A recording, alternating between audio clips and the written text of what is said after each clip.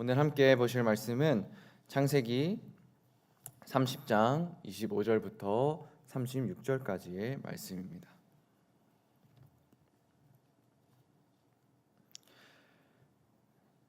창세기 30장 25절부터 36절까지의 말씀 다 찾으신 줄 알고 제가 한 절, 여러분들이 한 절 번갈아 가면서 봉독하도록 하겠습니다. 라헬이 요셉을 낳을 때에 야곱이 라반에게 이르되 나를 보내어 내 고향 나의 땅으로 가게 하시되 홍천에서 일하고 얻은 처지를 내가 외삼촌에게 한 일을 요셉 라반이 그에게 이르되 여호와께서 너로 말미암아 내게 복 주신 줄을 내가 깨달았노니 내가 나를 사랑스럽게 여기거든 그대로 있으라. 또 이르시되 내 품삯을 내가 그것을 주리라. 야곱이 그에게 이르되 내가 어떻게 외삼촌을 섬겼는지 어떻게 외삼촌의 가축을 쳤는지 외삼촌이 아시나이다.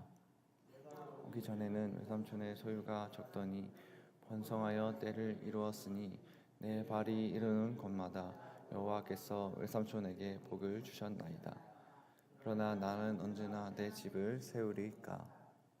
라반이 이르되 내가 무엇으로 내게 주랴.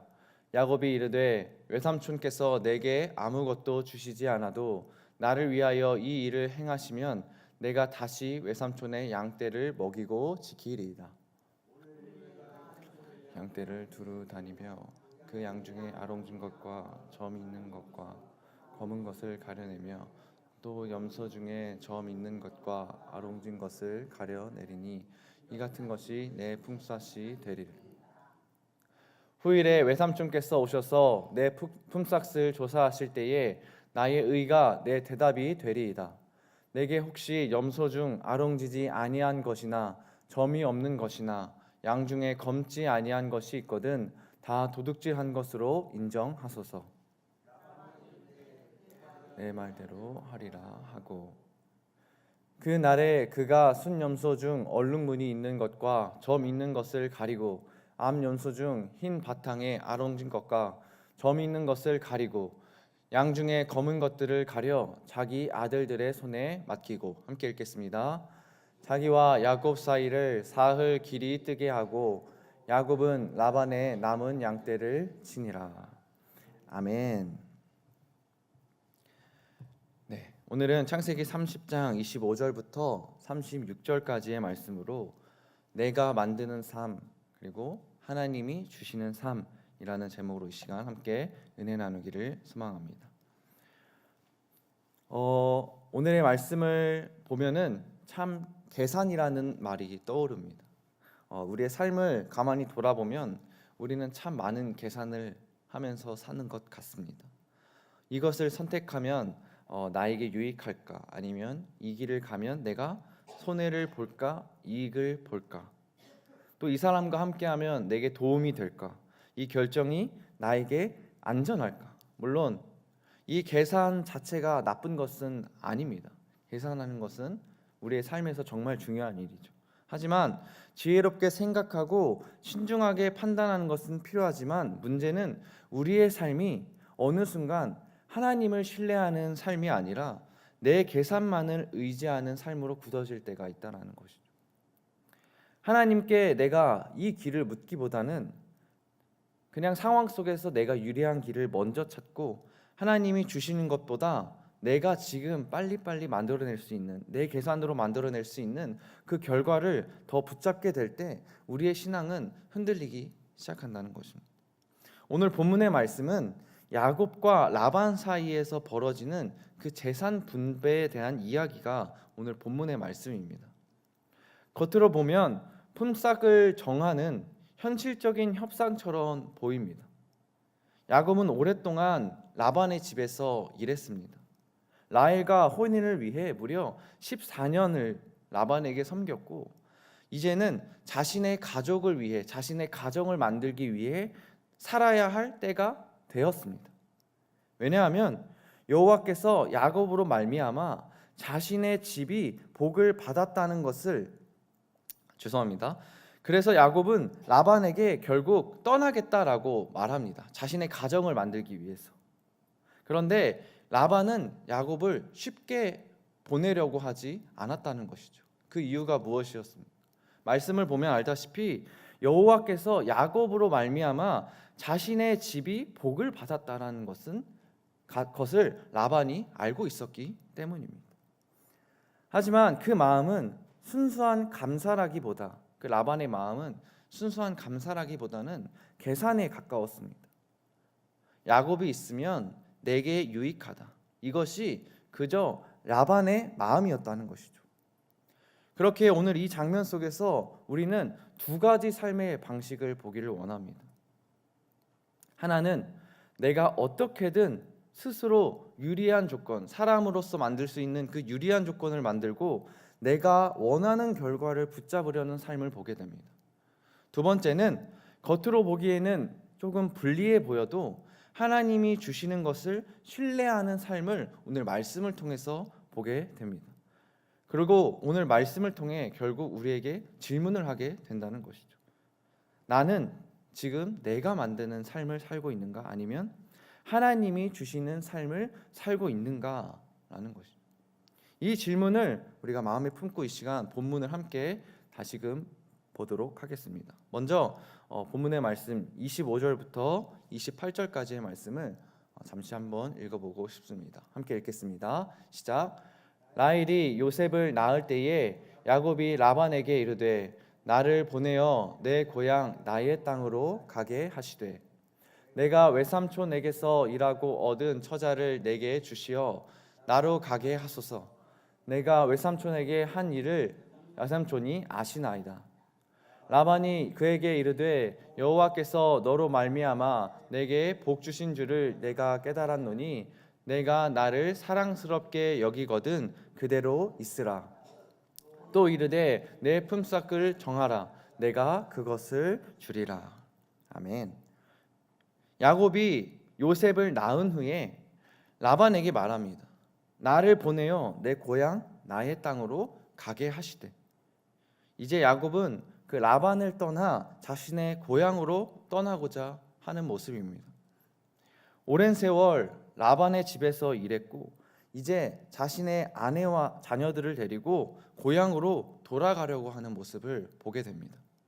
그런데 라반은 야곱을 지금 붙잡고 있습니다. 여호와께서 너로 말미암아 내게 복 주신 줄을 내가 깨달았노니 라고 말합니다. 라반은 정확하게 알고 있습니다. 자기 집이 지금 복을 받는 이유가 야곱 때문이었다는 것을 알고 있었습니다. 더 정확히 말하자면 야곱과 함께 하신 하나님 때문에 자신의 집이 지금 복을 받았다라는 것을 알고 있다는 것이죠. 그런데 중요한 것은 라반이 그 사실을 알면서도 하나님께 감사하는 방향으로 전혀 나아가지 않는 삶을 보게 됩니다.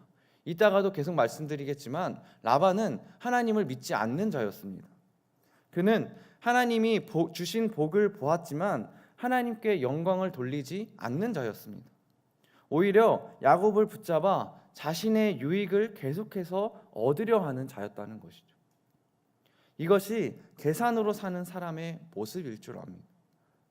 라반은 분명히 야곱을 통해서 하나님이 하신 일을 보는 자였습니다.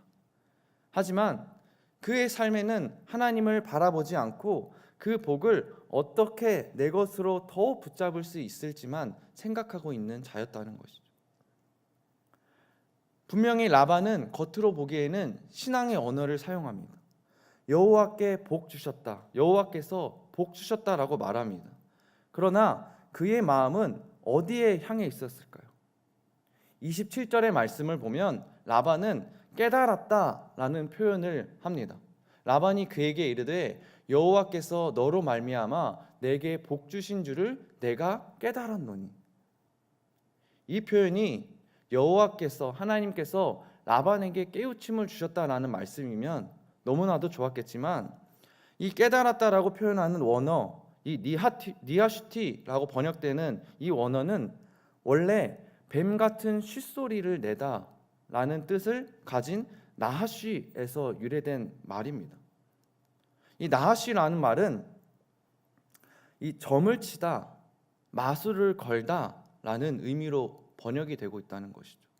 즉, 이 말씀 안에서 라반이 깨달았다라고 말하는 것은 이 여호와께서 그에게 깨달음을 준 것이 아니라 그 나름대로의 방법으로 어떻게 보면은 그 뱀을 이용하여 점을 쳐서 알았다라고 번역이 되고 있다는 것이죠. 즉, 자신이 섬기고 있는 우상에게 신탁을 받아서 알았다라고 말씀에서는 이야기를 하고 있다는 것입니다. 분명 하나님이 주신 은혜를 경험하며 사는 삶이었지만 그 은혜를 통해 하나님께 더 가까이 가기보다는, 하나님을 믿기보다는 어떻게 하면 그 하나님께서 야곱에게 주시는 그 은혜를 내 유익으로 붙잡을 수 있을지를 생각하는 그 마음. 분명 하나님께서 복을 주셨는데 다른 신을 섬기며 그 복을 주신 하나님보다 그 복 자체의 마음을 빼앗길 때가 있다는 것이죠. 그 순간 우리의 신앙은 감사가 아니라 계산이 되기 시작한다는 것입니다.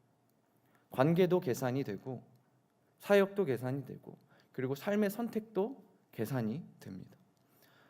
잠언 16장 2절의 말씀에서는 이렇게 말씀하고 있습니다. 이 시간 함께 읽어보고 싶습니다. 함께 읽겠습니다. 시작. 사람의 행위가 자기 보기에는 모두 깨끗하여도 여호와는 심령을 감찰하시느니라. 아멘. 사람은 겉으로 보기에는 늘 그럴듯한 이유를 말할 수가 있습니다. 라반도 마찬가지였습니다. 겉으로 보기에는 마치 자신이 여호와를 섬기는 것처럼 이야기를 합니다. 좋은 말을 합니다. 하나님이 너로 말미암아 내게 복을 주셨다. 내가 그 복을 경험하고 있다. 그러나 하나님은 그 말 뒤에 있는 라반의 마음을 정확히 꿰뚫고 계셨다는 것이죠. 하나님께서는 늘 우리의 선택 뒤에 있는 동기를 보십니다. 내가 정말 하나님을 신뢰해서 지금 선택하고 있는지, 아니면 내 유익을 붙잡기 위해 계산하는지를 누구보다 잘 아시는 분이시라는 것이죠. 이어서 29절부터 30절에서는 야곱은 라반에게 이렇게 말합니다. 이 시간 함께 읽어보도록 하겠습니다. 본문 29절부터 30절까지의 말씀입니다. 시작. 야곱이 그에게 이르되 내가 어떻게 외삼촌을 섬겼는지, 어떻게 외삼촌의 가축을 쳤는지 외삼촌이 아시나이다. 내가 오기 전에는 외삼촌의 소유가 적더니 번성하여 때를 이루었으니 내 발이 이르는 곳마다 여호와께서 외삼촌에게 복을 주셨나이다. 그러나 나는 언제나 내 집을 세우리이까. 아멘. 야곱은 라반에게 말합니다. 자신이 라반에게 어떻게 섬겼는지, 라반의 가축이 어떻게 번성했는지 라반도 알고 있다 말합니다. 그리고 이렇게 계속해서 이야기한다는 것이죠. 그러나 나는 언제 내 집을 세우리이까? 이 말 속에는 야곱의 현실적인 고민이 담겨 있습니다. 야곱도 이제 자신의 가정을 책임져야 합니다. 여기서 중요한 것은 그 야곱 고민 자체가 잘못되었다는 것이 아니라, 가족을 돌보고 미래를 준비하는 것은 당연히 필요하지만 그 문제는 그 이후의 과정이라는 것이죠. 그 고민이 결국 그 야곱 인생을 통틀어 하나님을 신뢰하는 방향으로 가느냐, 아니면 인간적인 계산과 방법으로만 흐르냐, 이제 앞으로의 그 야곱의 선택이 중요합니다. 그렇다면 야곱이 어떠한 선택을 하였는지 우리가 말씀을 통해서 계속해서 보기를 소망합니다.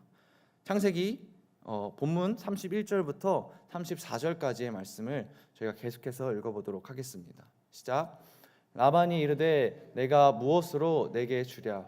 야곱이 이르되 외삼촌께서 내게 아무것도 주시지 않아도 나를 위하여 이 일을 행하시면 내가 다시 외삼촌의 양떼를 먹이고 지키리이다. 오늘 내가 외삼촌의 양떼에 두루 다니며 그 양 중에 아롱진 것과 점이 있는 것과 검은 것을 가려내며 또 염소 중에 점이 있는 것과 아롱진 것을 가려내리니 이 같은 것이 내 품삯이 되리니이다. 후일에 외삼촌께서 오셔서 내 품삯을 조사하실 때에 나의 의가 내 대답이 되리이다. 내게 혹시 염소 중 아롱지지 아니한 것이나 점이 없는 것이나 양 중에 검지 아니한 것이 있거든 다 도둑질한 것으로 인정하소서. 라반이 이르되 내가 내 말대로 하리라 하고. 아멘. 라반이 야곱에게 말합니다. 내가 무엇으로 내게 주랴?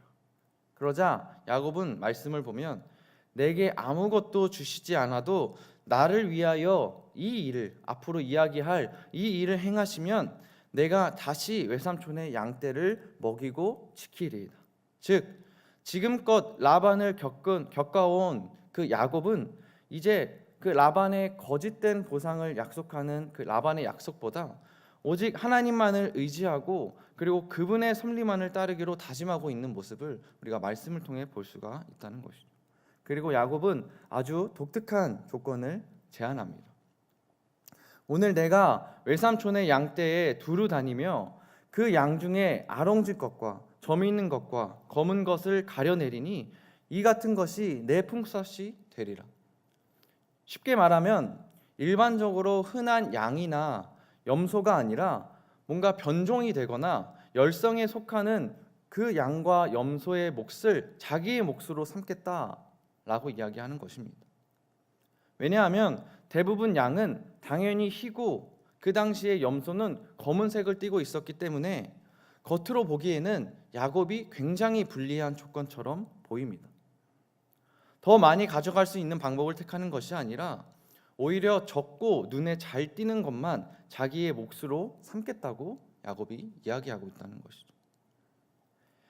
야곱은 이 확률상 희박한 것을 자신의 몫으로 요구하여 계산적이고 욕심이 많은 그 라반을 심적으로 안심시켜서 자신의 요구를 수락하도록 자신 나름대로의 계략을 생각했던 것과 가장 중요한 그 하나님의 도우심에 대한 확신이 정말 이 야곱이 정말 그 누구보다 하나님에 대한 확신을 오늘 말씀을 통해서 보여주고 있습니다. 하나님이 주시는 삶은 때론 손해처럼 보이는 자리에서 시작할 때가 있습니다. 사람의 계산으로 보면 더 좋은 조건을 요구할 것 같습니다. 그런데 야곱은 적어 보이고 불리해 보이는 조건을 하나님께 의지하여 건네고 있다는 것이죠. 물론 야곱의 삶 전체를 보면 앞으로의 말씀을 보면 여전히 인간적이고 계산과 연약함이 섞인 모습을 볼 수가 있지만 이 장면을 통해서 우리가 분명히 볼 수 있는 것은 야곱은 더 이상 이 라반의 손에만 매달려 있지 않다는 것이죠. 하나님이 주시는 복과 그리고 하나님을 통한 자신의 인생을 붙들고 있다는 것입니다. 그렇기에 삶에서의 믿음의 선택은 언제나 세상의 눈에 합리적으로만 보이진 않습니다. 정직하게 사는 것이 손해처럼 보일 때가 있고 양보하는 것이 어쩌면 바보처럼 보이는 세상이 됐습니다. 기도하며 기다리는 것이 조금 늦은 것처럼 보일 때가 있습니다. 그러나 하나님이 함께 하시는 삶은 이게 세상으로 볼 때 겉으로 보이는 이 조건보다 더 깊은 곳에서 결정이 된다는 것이죠. 중요한 것은 내가 얼마나 유리한 조건을 붙잡았느냐가 아니라 하나님이 내 삶을 얼마나 붙드시고 계시냐, 이것이 바로 우리의 삶의 중요한 모습이라는 것입니다. 그래서 잠언 16장 3절은 이렇게 이야기하고 있습니다. 함께 읽겠습니다. 시작. 너의 행사를 여호와께 맡기라. 그리하면 내가 경영하는 것이 이루어지리라. 아멘. 맡긴다는 것은 그저 아무 생각 없이 하나님께 모든 것을 맡기며 사는 것이 아닙니다.